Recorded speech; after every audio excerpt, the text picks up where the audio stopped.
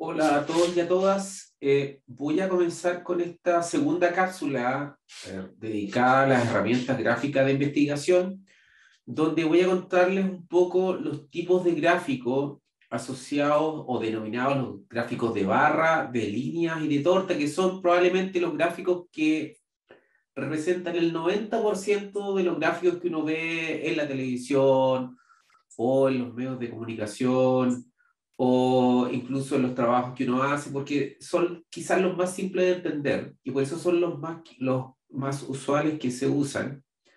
Pero antes de eso, antes de entrar en detalle en cada gráfico, quiero recordarles una cosa que vale la pena, porque esto va a ser determinante para entender después cuándo se hace un gráfico o cuándo se hace otro tipo de gráfico, que es el tema de las variables. Quizás no habíamos hablado un poco de esto, pero usualmente las cosas que uno mide en tipos de protocolos cuantitativos son variables. Las variables es cualquier característica que varía, por eso se llama variable. Y existen al menos diferentes tipologías. Yo les voy a mostrar aquí la más clásica, que es la que usualmente se utiliza y nos sirve para ilustrar cuándo ocupar un tipo de gráfico u otro. Las variables se pueden definir o separar en dos grandes grupos, las variables que son cualitativas y las variables que son cuantitativas. Las cualitativas, la diferencia con las cuantitativas es que lo que yo estoy evaluando no es un número, sino que son atributos o características que no son definidas por un número. Y como dice aquí bien la diapositiva, tú no puedes hacer operaciones algebraicas con ello. Y dentro de esas, las variables, ya sea cualitativas, pueden separarse en nominales y ordinales.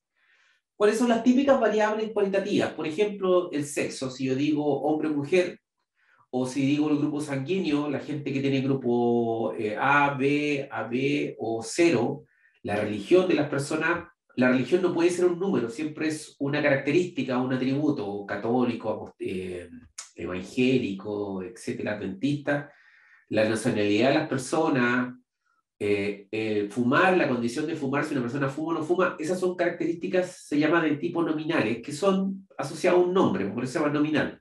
Y después estas características pueden ser ordenadas según un orden, y ahí son variables de tipo ordinales, que se llaman, por ejemplo, la mejoría de un tratamiento, el grado de satisfacción, cuando ustedes les pasan una encuesta y dice usted está de acuerdo, en desacuerdo, indiferente, muy en acuerdo, muy en desacuerdo, son variables de tipo ordinales, porque hay un orden dentro de estas categorías, o la intensidad del dolor, como dice acá la diapositiva, son variables que son, también son, que no son números, las características que puede tomar la variable, sino que son atributos o características. Y después tenemos las típicas variables numéricas, que ahí están las que usualmente uno mide, y ahí sí puedo hacer operaciones algebraicas con ellas. Y ahí uno las puede separar también en dos tipos de variables, las que son discretas, donde toma siempre valores enteros, por ejemplo, el número de hijos, como dice acá, el número de cigarrillos, el número de cumpleaños. Usualmente, cuando yo digo el número de algo, el número de sillas, el número de lápices, el número de celulares, el número de personas, siempre son valores enteros. No puede haber personas medias, cigarrillos tres cuartos, no pueden fraccionarse esas variables, se llaman variables discretas. Y por último están las variables numéricas que son continuas, donde sí yo puedo fraccionar las variables. Y ahí está la altura de las personas, el peso, la presión intraocular, dice acá, la dosis, la concentración de una sustancia, etcétera. La edad, aunque ustedes no crean, uno habla de la edad como si la edad fuera una variable discreta. O sea, yo tengo en este rato 43 años, pero en realidad yo no tengo 43 años. Tengo 43 años y una cierta cantidad de meses y una cierta cantidad de semanas, etcétera. Porque la edad es una expresión del tiempo y el tiempo lo puedo fraccionar en los decimales que si uno se le ocurra. Ahora, atendiendo a esto, a este tipo de variables, ahora sí nos vamos a meter en el tema de los gráficos. Los primeros gráficos que les voy a enseñar son los gráficos de barra, donde lo que uno representa son, ya sea a través de columnas o a través de líneas horizontales, es la magnitud de una variable. Y usualmente esas magnitudes se colocan o son útiles para variables de tipo, como dice acá, nominales u ordinales, o también para variables cuantitativas discretas. O sea, en ese tipo de variables son útiles estas variables discretas, o sea, estos gráficos de barra. Entonces yo les decía que puedo construirlos a través de barras, como columnas o también como barras horizontales. ¿De qué depende? Bueno, muchas veces depende esta diferencia entre que sean columnas o barras horizontales, es qué tan largos son las categorías que puede tener la variable. Por ejemplo, aquí tengo 5 tipos de clase y las palabras son relativamente cortas. Si tuviera palabras muy largas acá, a lo mejor sería conveniente hacerlo, colocarlas horizontales acá. Eso queda a criterio un poco del investigador o del estudiante, ¿no? Y la información que va a mostrar es exactamente la misma, o sea, son cosas estéticas. Eh, entonces yo puedo tener gráficos a veces con colores y a veces gráficos que son con hartos colores o monocromáticos, o sea, gráficos como el de arriba y el de abajo. ¿De qué va a depender? Va a depender, muchas veces esto también lo cuento en las cápsulas que tienen que ver cómo comunicar la información, depende del público.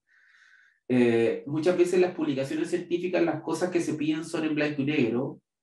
En cambio, si yo hago presentaciones orales a personas, o particularmente, por ejemplo, en niños, es útil ocupar gráficos con colores porque llaman más la atención. Entonces, por ejemplo, y aquí voy a hablar también de cómo se lee un gráfico cuando uno lo cuenta al público, la persona que te está viendo, uno empieza explicando los ejes. Por acá, por ejemplo, aquí diría, en este gráfico está mostrando la frecuencia de los grupos sanguíneos de un grupo de personas, separándose los grupos sanguíneos en A, B o cero, y ahí yo cuento lo que muestra el gráfico. Aquí el gráfico mostraría que la mayoría de la gente que yo le pregunté o encuesté o fue consultada tenían el grupo cero, y los que menos fueron los con el grupo AB. Por otro lado, este gráfico ya con más colores también muestra cómo es la frecuencia de personas, pero ahora según la religión. Y aquí la religión está separada por católico, evangélico, adventista, mormón, otro tipo de religión. Y lo que muestra el gráfico, y aquí el mensaje del gráfico diría que la mayoría de las personas que han sido consultadas dicen adscribirse a una religión de tipo católica. Eso es lo que cuenta el gráfico y por eso les digo que vale la pena explicar cómo se lee un gráfico cuando uno lo explica. Entonces, estos son gráficos de barra. Ahora el tema de los colores da para mucho, porque en realidad